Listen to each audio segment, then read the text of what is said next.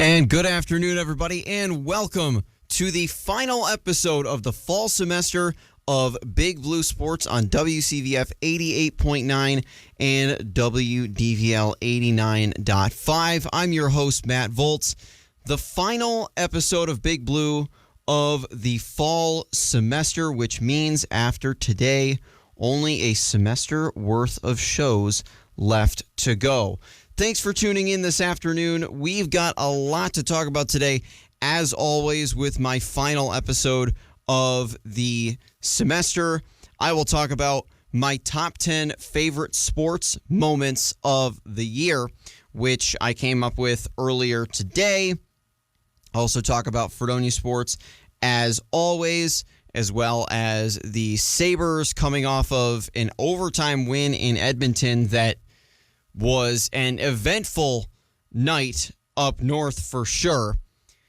And, of course, we'll talk more about the Bills' thrilling victory over the Bengals on Sunday that put them at 9-4 on the season, and what the Bills need to do in order to propel themselves toward the hopefully AFC East Championship. But they've got to beat the Patriots on Sunday in order to have a shot at getting there. We'll start with Fredonia Sports, and we've got a couple of awards to shout out as well. Men's and women's track and field, the indoor season began at Houghton last weekend with a meet there, and both men's and women's track athletes are named Fredonia Athletes of the Week. So Jordan Lockett for the men's team took home the win in the 200-meter race and second in the 60-meter dash as well, as several of the Blue Devils, again, with an excellent performances at Houghton as well. Stephen Hallberg finishing second in the 5,000-meter race. Noah Snyder, a freshman in the pole vault, finishing in third in the pole vault, vaulting at 4 meters. Cam Sample finishing in fifth in the long jump. And the Blue Devils, Jordan Lockett named as the men's Fredonia Athlete of the Week. The women's team also competing at this meet at Houghton with a solid showing. Cara Pelleccia, unsurprisingly, again, just incredible. The best pole vaulter in the SUNYAC, and I would go as far as to say in Division III, maybe the best, one of the best in the nation. So Cara Pelleccia winning in the pole vault. Emily Cardinale, a freshman for the Blue Devils, finishing in third as well. Cara Pelleccia also finishing in fifth place in the 60-meter dash. And as a result, both Lockett and Pelleccia named Fredonia Athletes of the Week. A swimmer also, or swim and dive, also getting some recognition. Leah Marsh, a freshman diver for the Blue Devils, named the SUNYAC Diver of the Week, finishing in first place in both the 1 meter and 3 meter boards, as the Blue Devils took on Genesee Community College on Saturday. Swim and dive, of course, has had a little bit of a slow start to the season. That's to be expected. They have a very, very small team. They were at home on Saturday for their final meet of the semester and their last meet for a while, as they won't have another one until late January. As the Blue Devils hosted Genesee Community College, the men's team a very close loss, falling 79-72, while the women's team got back in the win column with a statement win over GCC, taking the win 98-45. Both teams will be off for about a month and a half. They'll be back in action on Friday, January 23rd at 5 p.m. as they travel to Penn State Barron down in Erie. Hockey is also wrapped up for the semester. A tough weekend at home last weekend. I was on the call for both of these games. Friday against Plattsburgh, a close game for most of it, a 2-2 game heading into the third period of this game. And Luke Morris, the Fredonia native, scoring with about 6 minutes to go to give Fredonia a 3-2 lead. and everybody up in the booth is thinking that they've got it. And then, with the goaltender pulled, Plattsburgh had the extra skater on the ice. Keenan McNeil attempted to pin the puck to the boards. Plattsburgh got it out, and Alexandro Molinare scores with less than 10 seconds left to tie the game for Plattsburgh and send it to overtime. In overtime, very quickly, a penalty call, and Vlad Shinishnikov scores the overtime winner for Plattsburgh. Blue Devils drop another heartbreaker. They fall 4-3. Saturday against Skidmore, just a game where Fredonia really didn't have much on the offensive end as the Blue Devils fall 4-1. Keenan McNeil scoring the only goal of the game for the Blue Devils. They fall 4-1. Fredonia enters the winter break winless at 0-9-1 overall, 0-4-1 in conference play, and they have scored just one goal in 6 of their last 7 games. They have not scored more than 3 in any game this season. It's been a very, very difficult offensive game, and they've had several games where they've given up 5 or 6 goals. So a rough start for Fredonia hockey, of course. Can they get back on track when they come back in January? The Blue Devils are on the road to start January play. They are up in Canton on January 9th and Potsdam on January 10th. They return home Friday and Saturday, January 16th and 17th. That's the weekend before we come back. They host Hobart, who's a new conference rival this year, at 7 o'clock, and Oswego at 4 o'clock on Saturday. It is rough sledding for the Blue Devils. It's been a rough start to the season, but the hope is that Fredonia can sort of pick things up as we return in January. Basketball is also men's basketball also had a slow start to the season, but they are in the win column.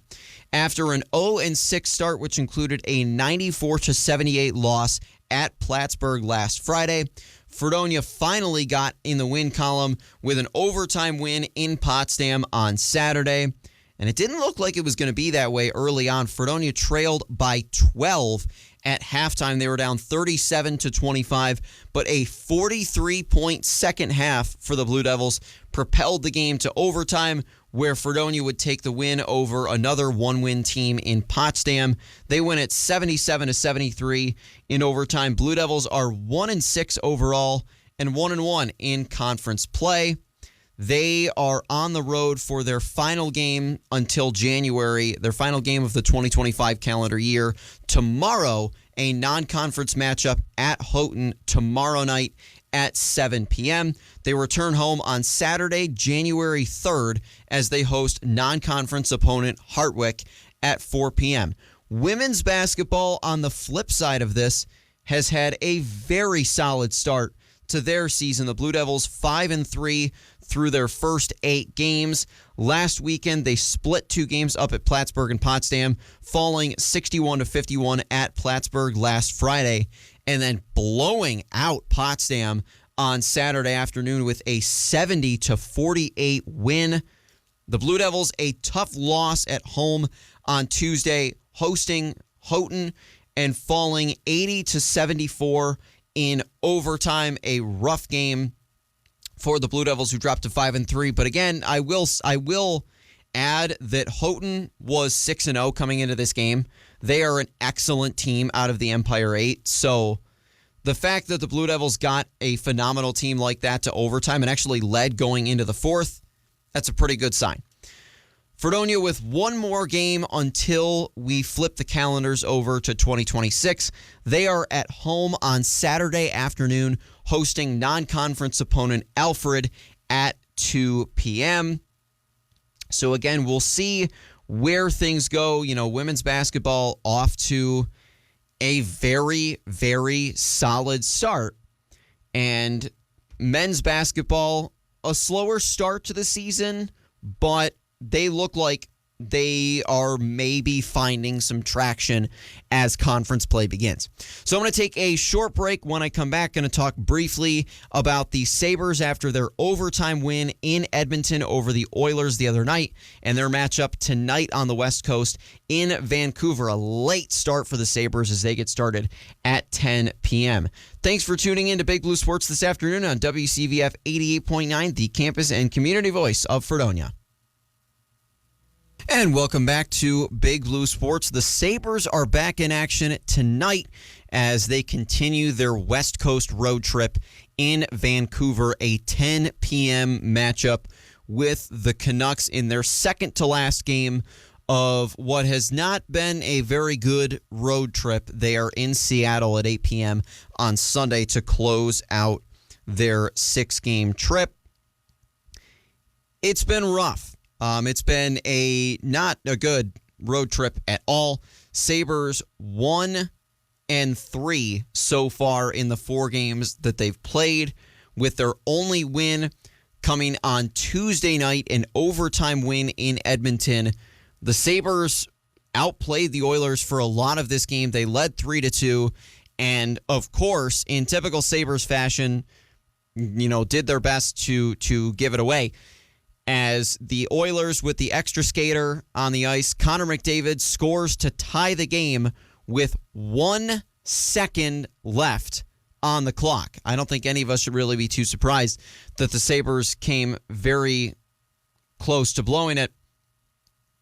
They go to overtime, and I'm thinking for sure they're going to blow this game. However, that was not the case. 33 seconds into overtime, Alex Tuch stole the puck in front and scored the overtime winner. Sabres win it 4-3. Josh Doan also had 2 goals in this game, both on the power play. The Sabres had a 3-0 lead going into the third period, I should say, and almost blew it. But also the Sabres were obliterated from the faceoff dot. They won just 38% of draws. They were outshot and out-hit. I know we're all surprised. Here's the ridiculous thing of it. The Sabres are 12-14-4, which is not good. Obviously, we know that. It's the Sabres. That should be to be expected. But the Sabres are still only 9 points behind the division leader, which is insane. They are 8 points behind Tampa Bay and Boston, who are tied for second and third in the division. It's not a particularly good Atlantic division this year. It's not. But the Sabres, being the Sabres, find themselves in dead last in the conference yet again. I mean, the Sabres are 7 points out of a playoff spot. It's just, it blows my mind. Sabres have 28 points. They are the worst team in the Eastern Conference. They are third worst in the league. They're tied with Calgary for third worst in the league. Only Nashville and tonight's opponent, Vancouver, are worse. Vancouver actually is the worst team in the league. They're 11-16-3 with 25 points. So what do the Sabres need to do to turn it around? Realistically, I'm not going to say, you need to fire Kevin Adams and trade all these players. That's not going to happen. Terry Pegula is lazy. He probably doesn't even know the Sabres have a game tonight. But what do the Sabres need to do? I think part of the issue was that they were injured. They had some injuries, and they've gotten some players back. For me, the biggest thing is this team has got to play better on the road. They have got to be a better team away from KeyBank Center. They're not a particularly good one at KeyBank Center either. But the Sabres are 3-9-2. They've played 14 games away from home, and they have won 3 of them. That is just not even close to acceptable. Not to mention the losing streaks. I mean, before beating the Oilers, they had lost 3 in a row.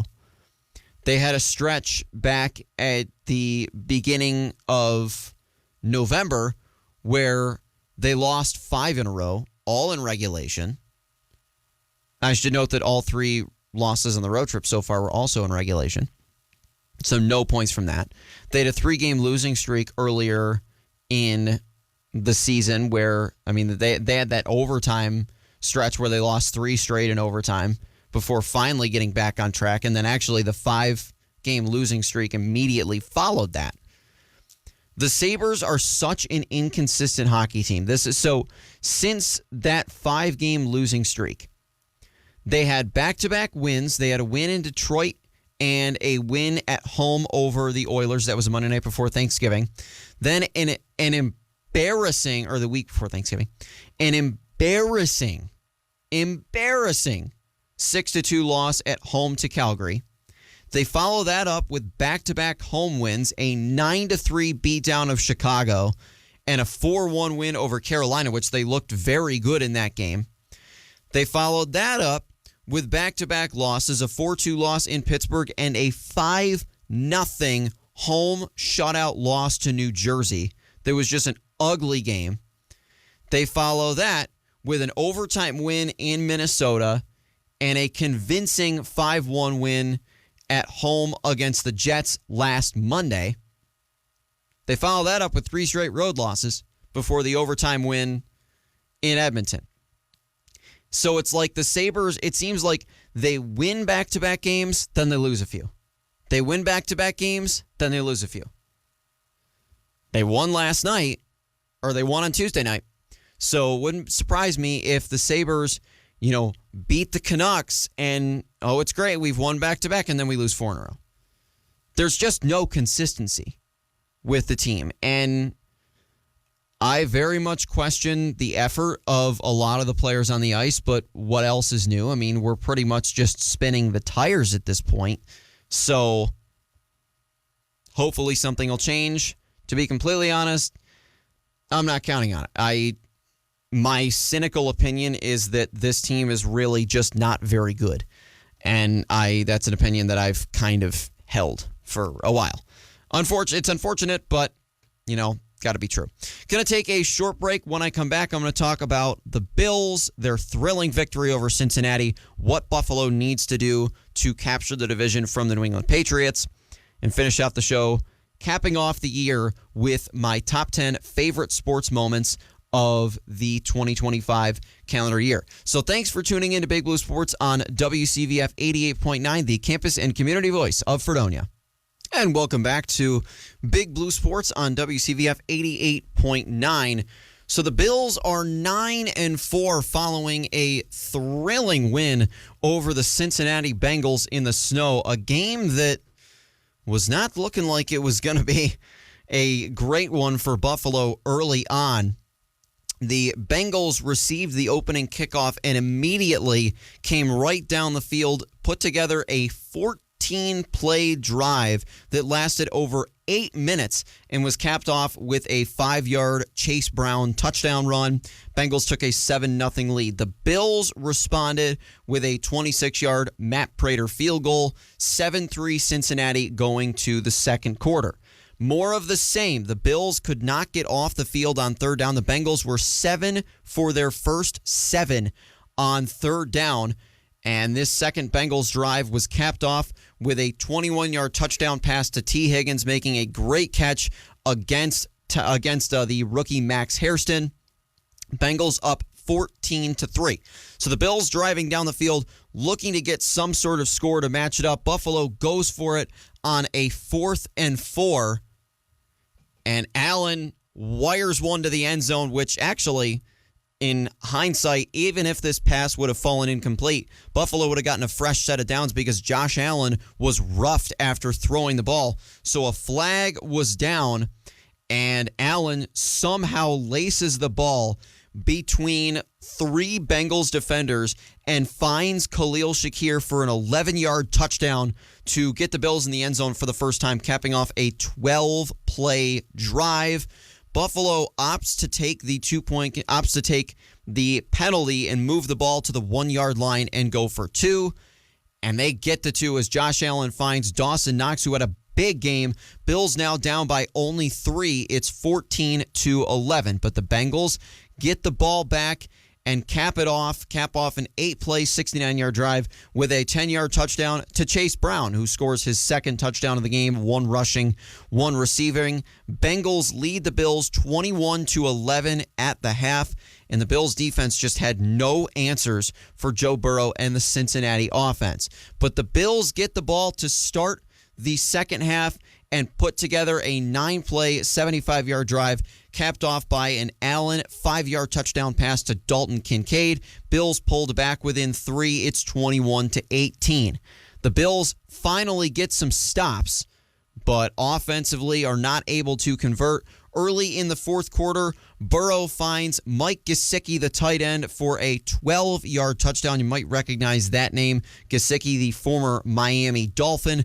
Bengals are back up 10. It's 28-18 with under 9 minutes to play.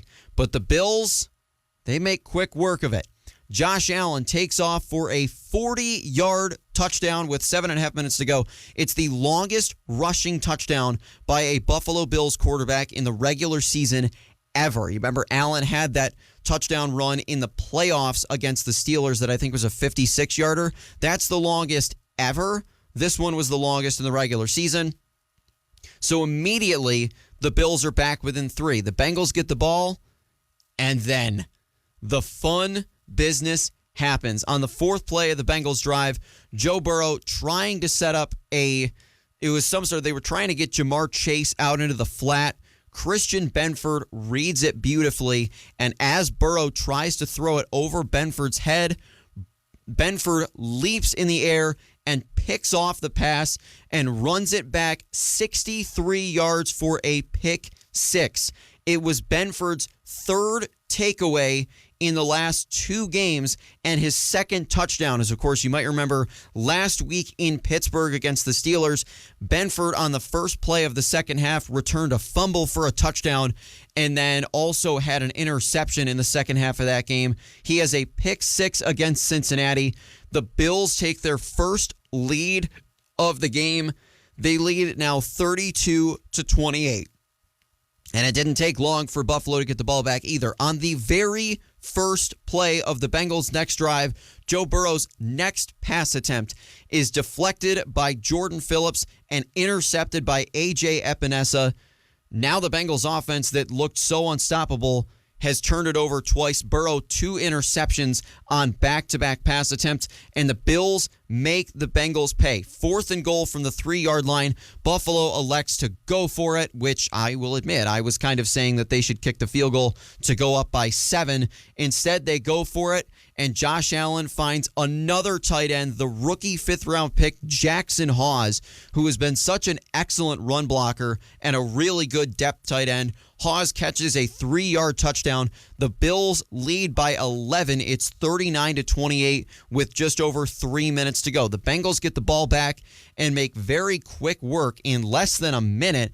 Burrow finds T. Higgins for a 25-yard touchdown, made a great one-handed catch.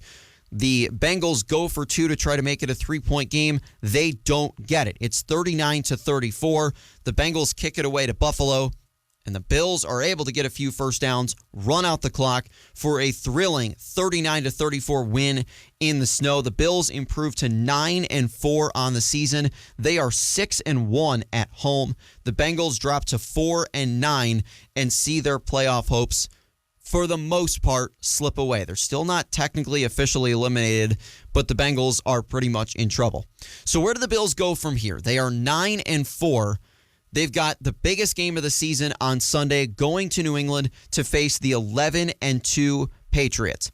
So if we look at the division standings right now, obviously you've got, if you look at the wild card standings at the moment, you have the Broncos right now as the 1 seed. You have the Broncos leading the AFC West at 11-2. The Patriots leading the AFC East at 11-2. The Jacksonville Jaguars at 9-4 leading the AFC South. And the Pittsburgh Steelers leading, thank you, Siri, the Steelers leading the division that nobody seems to want to win. Pittsburgh 7-6 leading the AFC North. The Bills, or the Chargers, I should say, the Chargers at 9-4 are the number 5 seed. Right now, the Bills also at 9-4, the 6 seed. Chargers right now have the tiebreaker over Buffalo. And right now, if the season ended right this second, the last team in the AFC playoffs would be the Houston Texans at 8-5. On the outside looking in, you have the Colts also at 8-5. The Ravens and Chiefs, along with the Miami Dolphins, all at 6-7, which is crazy to say. And then the Bengals still alive, but barely at 4-9. The Jets, Browns, Raiders, and Titans have all been eliminated. In the NFC, the Rams leading the NFC West at 10-3. They have the tiebreaker over Seattle on head-to-head wins. The Packers at 9-3-1, leading the NFC North. They are 4-0 in division games. The Eagles at 8-5, despite their struggles, still leading the NFC East. And the Tampa Bay Buccaneers at 7-6. They have the tiebreaker over the Carolina Panthers, who are also 7-6, to lead the NFC South. Then you have the Seahawks at 10-3, the San Francisco 49ers and Chicago Bears both at 9-4. On the outside looking in, you have the 8-5 Detroit Lions, the 7-6 Carolina Panthers, the 6-1 Dallas Cowboys, and the last team still in, the 5-8 Minnesota Vikings. Atlanta, Arizona, New Orleans, Washington, and the Giants all eliminated. So what do the Bills need to do in order to take the remaining schedule? Buffalo in New England on Sunday. They are at Cleveland next week, and they finish out the season with back-to-back games at home as they host the Philadelphia Eagles in Week 17 and close out the regular season at home against the New York Jets. So what does Buffalo need to do? The Bills can basically, not mathematically, but basically assure themselves of at least a wild card spot with one more win on the season. I don't think that in the AFC, I don't see a team with 10 wins missing the playoffs. In the NFC, it very well could happen. But in the AFC, I think if Buffalo wins one more game, so Cleveland and the Jets obviously are two teams, they're both 3-10 teams. So if the Bills win those two games, that would put them at 11 wins. That would pretty much guarantee them of a playoff spot.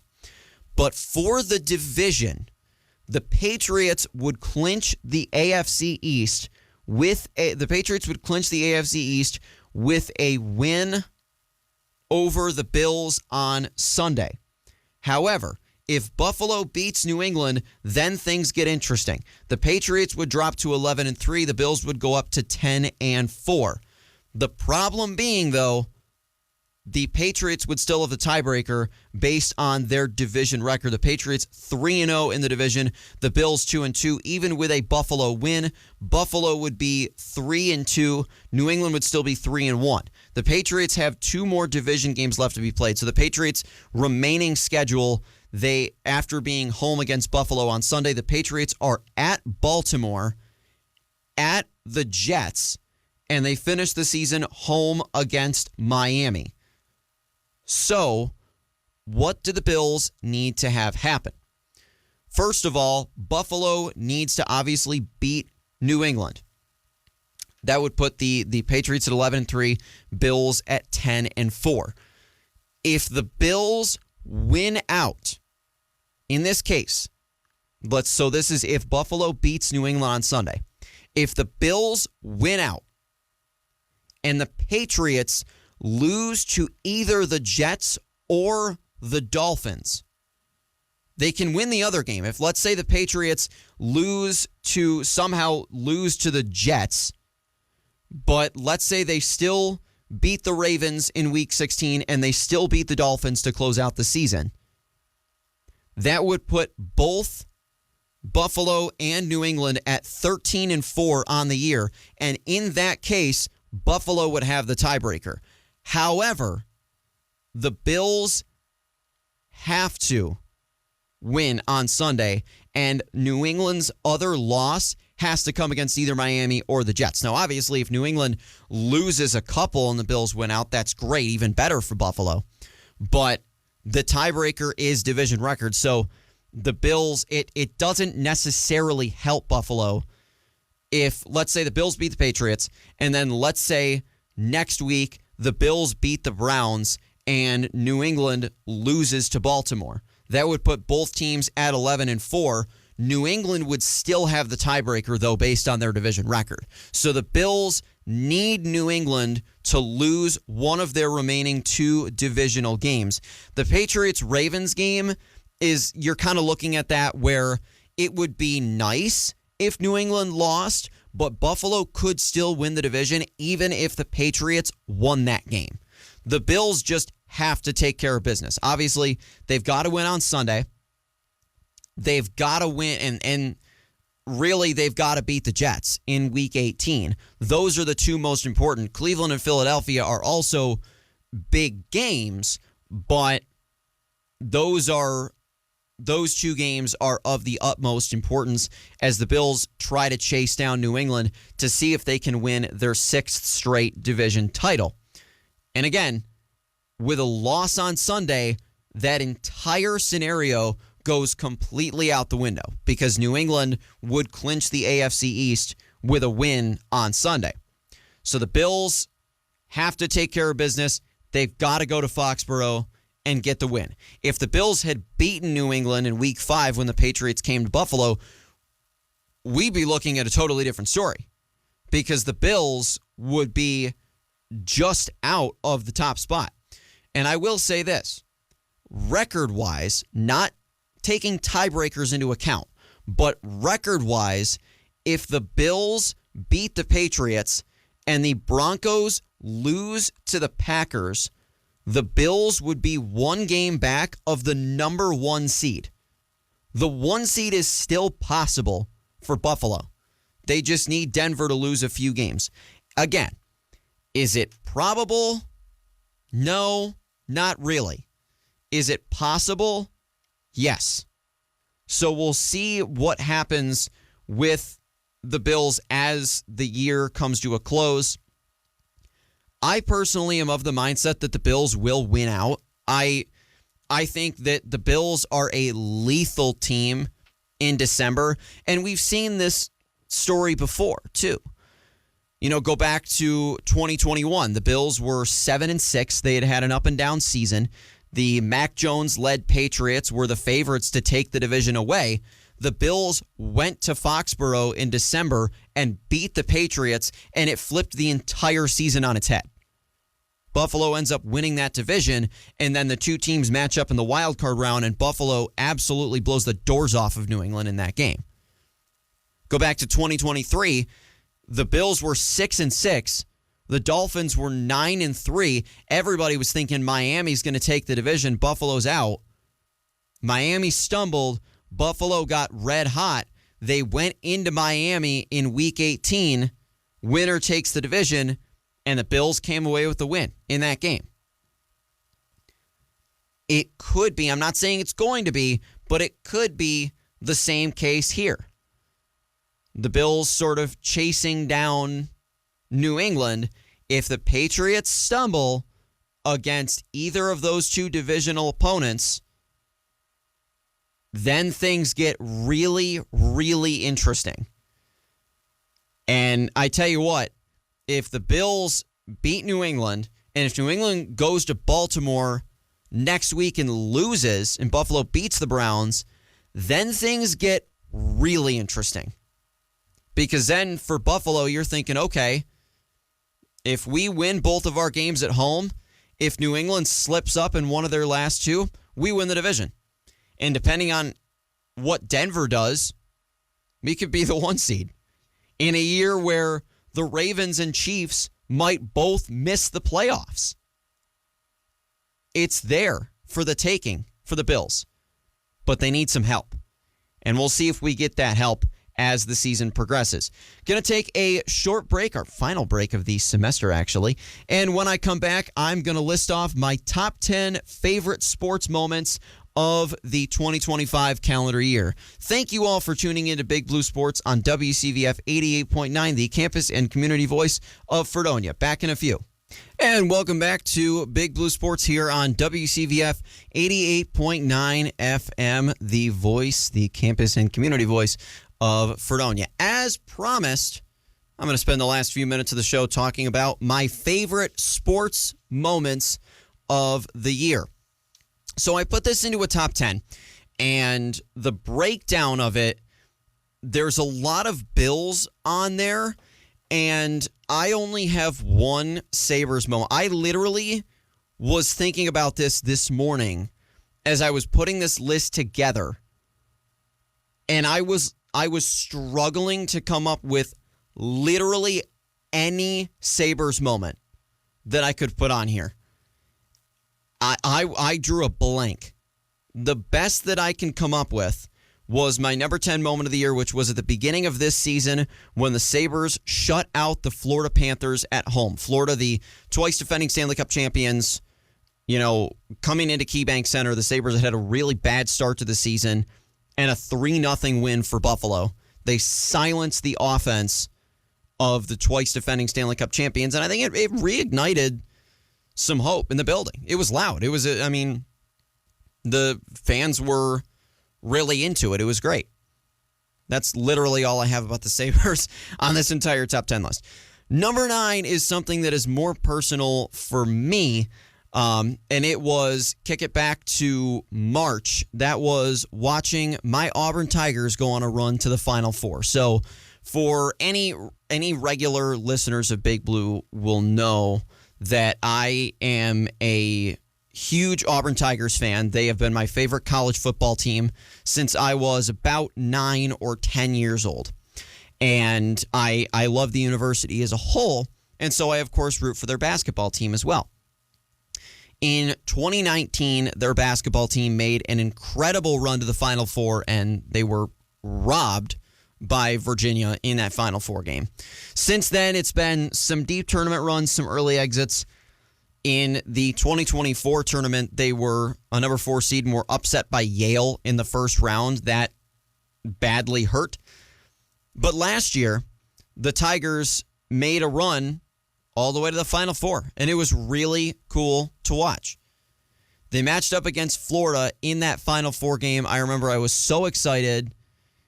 And Auburn, the way I put it is Auburn saved every single mistake they possibly could have made for that game.